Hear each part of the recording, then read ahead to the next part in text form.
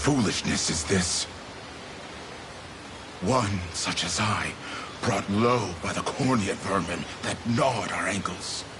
You've fallen far indeed, Hodrick. How many times did you stare death in the face at Her Majesty's side? Now, look what you've become. I may stand as your swordmaster no longer, but I can yet offer you a merciful end to your descent. Wait. Your Highness. Tell me, Hodrick, do you remember the times you and I played together? When I was still just a boy? Yours was a bond of loyalty few knights could hope to equal. Why cast that aside and bend the knee to Galerius? I refuse to cut down a friend without first knowing how we've reached this grim conclusion. A simple reason is all I ask. Please. Elaine! The ring! What sorcery is this? Oh, my head. What am I doing here?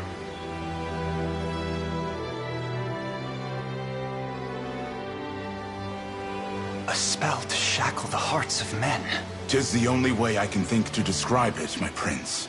That ill-fated day, all the lords closest to your mother turned upon her without so much as a moment's notice. Unfortunately, my memories end there as well. A frightful power, if what you say is true. This spell of control, it could be called. Such magic would go far in explaining how Galerius so swiftly brought Fevrith to its knees. I shudder to think what unspeakable evil I wrought upon our world these last 10 years. Though there is no greater misdeed than turning my spear upon you, Prince Elaine. That's enough. You mustn't blame yourself any further. But I do wonder, how is this ring capable of unmaking the spell? In truth, I had believed it to be mere regalia, a symbol of your birthright and nothing more, to think the power of cleansing truly exists. Your Highness, that is the Ring of the Unicorn, ancestral treasure of Cornea's royal lineage. Legend speaks of your ancestors wielding it to purify evil, but I had believed such tales to be mere fiction. The Orthodoxy has a similar story about the Holy Unicorn. How it was a sacred beast able to purge darkness from our lands. It's entirely possible that the ring that bears its image is somehow capable of that same power. Should Galerius's rule be built upon a foul sorcery that fetters our people, then this ring is the ray of light that will pierce its wicked heart. Your words ring true, my prince. Indeed. Were we able to free those bound by his cruel magics? It might just bring the Iron Wall of Zenoira crashing down. All told, I've often found myself plagued with doubt. Is it justice that guides our march, or paltry vendetta? Yet the answer is clear as day now. The path before us is laid bare, and all that remains now is to walk it.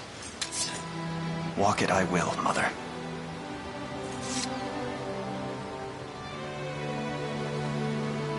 Today marks our first foray into the mists of despair which hang heavy over our home. Mists that will soon be dispelled. It may take days, months, or even years. But I shall see the duties of my bloodline fulfilled, and slay Galerius like the beast he is.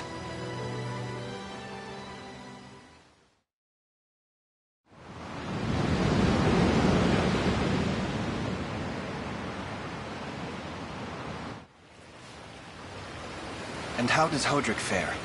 Well, all things considered. Any fog that lingered in his mind seems to have cleared, and he stands ready to fight once more. By the way, Your Highness, allow me to brief you on our plans for when we arrive. Among the Liberation members I've mustered in my past excursions is a young yet skilled knight by the name of Clive. I'll ride to bring him to you the moment we've reached solid ground. You have my thanks. A word, Elaine? Is something wrong? Well... no, it's nothing.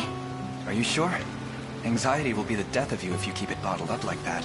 It really isn't important. I assure you, it's just... our lives have changed so drastically from the peace we had only yesterday. It barely seems real. I can't say I feel any different. But I've always known this day would come. It's why I've spent all these years training under Joseph's careful instruction. A shame you never had the chance to meet my mother. She was always one to blaze a path forward. Royal blade in arm, but as her heir, I intend to lead in much the same way. Is that why you and Lex spent all your days banging swords down at the shore? You've seen that, have you? You know, Hodrick was likely but one of many, and assuming the others who surrendered to Zenoira are being controlled as he was, we may just stand a chance in this. Yet our liberation is still in its nascent days. Promising, yes, but gravely fragile as well. Which is precisely why I'll need your help, Scarlet. To reclaim peace for all who have suffered. Elaine. Of course. I'll do everything I can. As is my role as a priestess of the Palavian Church. Hey, don't forget about me. Lex. What? I'm sorry, my prince. Decorum doesn't come naturally to this fool. It's all right. When you've known each other as long as we have, there's no reason to let formality bind us. But there are protocols to observe. Rules we must follow as vassals in service of the crown. Still, I'm of the same mind. What mind he has, that is. I'll give my all in the royal name, your majesty. Thank you all. I couldn't ask for a finer group of friends.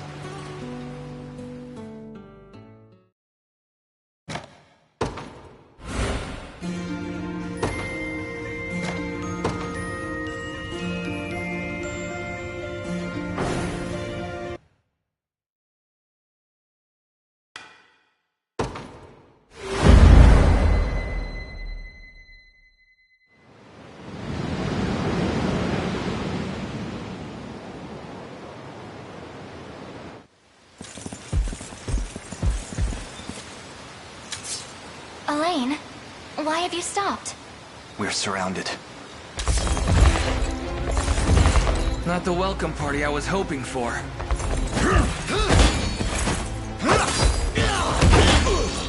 Get your vile claws off of me! Let her go! I should have known you'd be behind this treachery, Renaud. What is the meaning of this? Apologies for the icy reception, but we've business with the girl. What business could you have with Scarlet? Unhand her this instant. No, I don't think that will be happening. I act under orders from Emperor Galerius himself. As for what he plans to do with her, that's not for one of my station to know.